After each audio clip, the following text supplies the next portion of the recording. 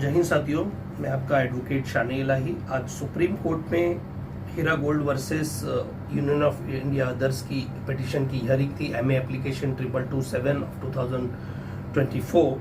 और उसके साथ आपको पता है जिस तरह से ये मैटर 2018 से चल रहा है और तमाम इसमें तरह तरह की एलिगेशन लगाई जा रही हैं, लेकिन अब तक इन्वेस्टर्स का पैसा रिटर्न नहीं आ रहा है।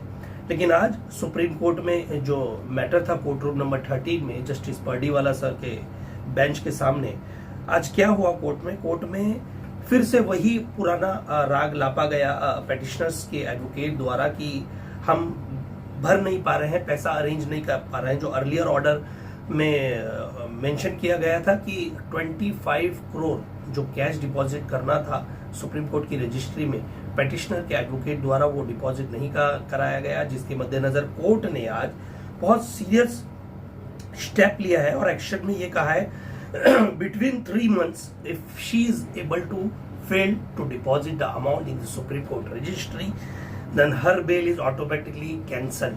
मतलब और ईडी को ये कह दिया गया है कि आप उन्हें कस्टडी में ले सकते हैं 3 महीने, आज से 90 दिन का टाइम दिया गया है, यानी 25 जुलाई को ये मैटर अब रखा गया है। और जिस तरह से ये कहा गया है कि जो ऑक्शन की प्रक्रिया थी, जो ऑक्शन ईडी के हाथ में दिया गया था, 2 प्रॉपर्टी का जो ऑक्शन करना था, उसमें ये बताया गया है कि कहीं ना कहीं वहां पर भी नौहरा शेख कुछ लीड कर रही हैं, मिसगाइड कर रही हैं इन्वेस्टर्स को।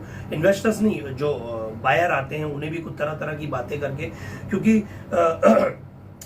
जस्टिस पर्डीवाला सर ने ये कहा कि ये मैटर कब तक चलेगा और कितने और लंबी प्रोसीडिंग चलेगी इसमें।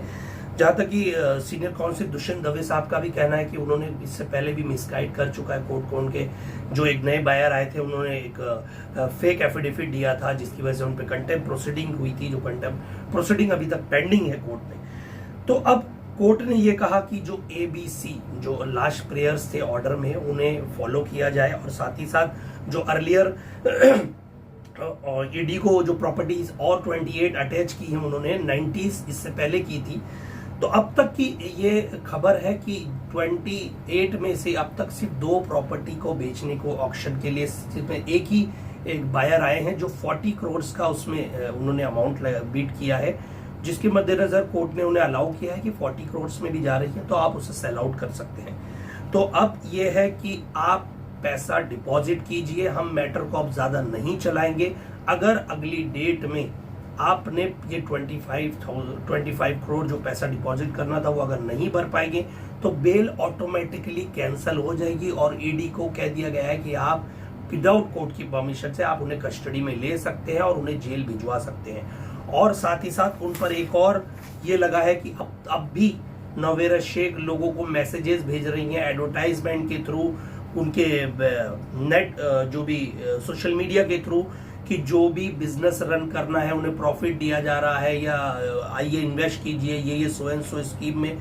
सुप्रीम कोर्ट ने तुरंत उसे बंद करने कहा है। अगर वो फाइंड आउट करते हैं, अगर उन्हें फिर दिखता है कि इस तरह के मैसेजेस चल रहे हैं, इस तरह के जो भी उनके सोशल मीडिया पे उनके जो कंपनी के अकाउंट है, अगर वो फाइंड आउट करते हैं तो इन्हें फिर से जेल भिजवा दिया जाएगा। स्ट्रिक्ट एक्शन लिया गया है, उन्हें इंडिया छोड़ने की परमिशन नहीं दी गई है। अगर ऐसा होता है तो उनके जो पेटिशनर के एडवोकेट थे उन्हें वार्न किया गया है कि उनके पासपोर्ट लीजिए। और पूछा गया जस्टिस पर्डीवाला द्वारा कि ये कौन लेडी है, कहाँ रहती है और ये क्या करती है, इससे पहले भी ये करती थी यही काम, क्या ये आप यही करती हैं? तो कपिल सिब्बल सर ने कहा मुझे नहीं पता, मुझे उस बारे में इतनी जानकारी नहीं है। तो मतलब कोर्ट को भी अब लगने लगा है she is a big scammer.